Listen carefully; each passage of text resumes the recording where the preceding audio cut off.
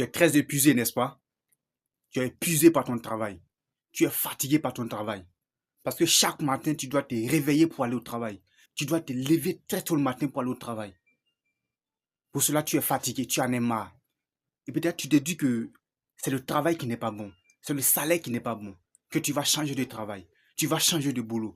Tu vas déposer des CV dans les entreprises pour pouvoir trouver un autre boulot. Mais laisse-moi te dire une vérité. C'est pas le travail qui fait que tu n'avances pas.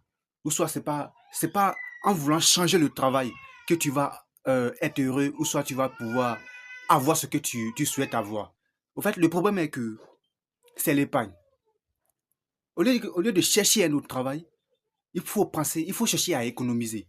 Il faut chercher à mettre un peu d'argent de côté pour pouvoir préparer ton avenir. C'est très important l'épargne. Parce que tu vas te lever chaque matin pour aller au travail. Même si tu as eu un autre travail que tu souhaites avoir, chaque matin tu vas te lever pour aller travailler encore, ça sera la même chose.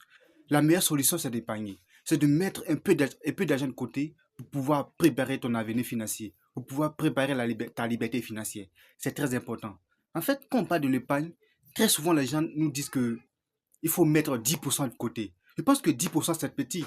10% c'est des gens qui ont atteint déjà un certain niveau de richesse. 10% c'est des gens qui touchent des millions par mois. Mais toi, tu touches un salaire de 100 000 francs par mois. Un exemple. Tu touches seulement que 100 000 francs par mois. Et tu comptes mettre 10% de côté. C'est-à-dire que 100 000 francs multiplié par 10 divisé par 100, ça te fait 10 000 francs que tu mets de côté chaque fin du mois. Tu vois que tu vas prendre du temps avant de pouvoir réaliser ton rêve. Tu vois que tu vas prendre du temps avant de pouvoir atteindre le montant que tu souhaites atteindre pour pouvoir lancer ton projet, non? Alors moi, j'ai une solution pour toi. Lorsque les gens parlent de 10%, toi, tu n'as pas encore atteint ce niveau. Parce que le salaire que tu touches, c'est très bas, c'est très petit. Donc, au lieu que tu épargnes 10%, si tu touches au moins un exemple, si tu touches au moins 100 000 francs par mois, il faut être divisé en deux. Tu mets 50 000 francs de côté, tu sais ceinture. Tu sais ceinture, la vie c'est le sacrifice. Tu mets 50 000 francs de côté et les 50 000 francs tu survives avec. Les 50 000 francs tu te débrouilles, tu sais le ceinture jusqu'à ce que le mois finisse là-dessus. Tu mets 50 000 francs de côté. Et il y a un secret encore que je vais te parler. En fait, il y a des gens qui ont, il y a très beaucoup, il y a des gens qui ont du mal vraiment à épargner. Il y a des gens qui ont du mal à mettre de l'argent de côté. Mais je te dis un secret aussi aujourd'hui. Et que une partie de tout ce que tu gagnes doit te revenir. Une partie, en fait, c'est un secret depuis lors que moi j'ai connu ce secret, franchement, euh, à faire des pailles, ça ne me fatigue plus. Une partie de tout ce que tu gagnes doit te revenir.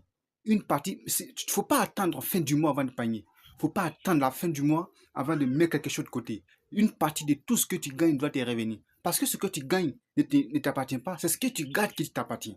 Donc une partie de tout ce que tu gagnes doit te revenir.